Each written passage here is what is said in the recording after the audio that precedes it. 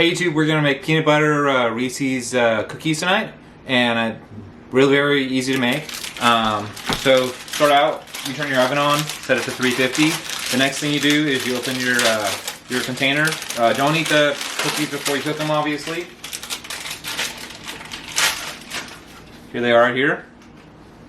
So all we have to do is stick them on a dish, at least 2 inches apart.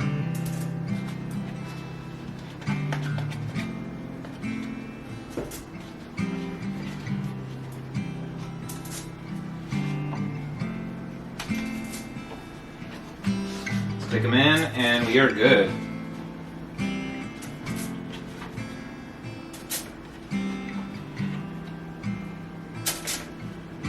You're going to see exactly how easy this is.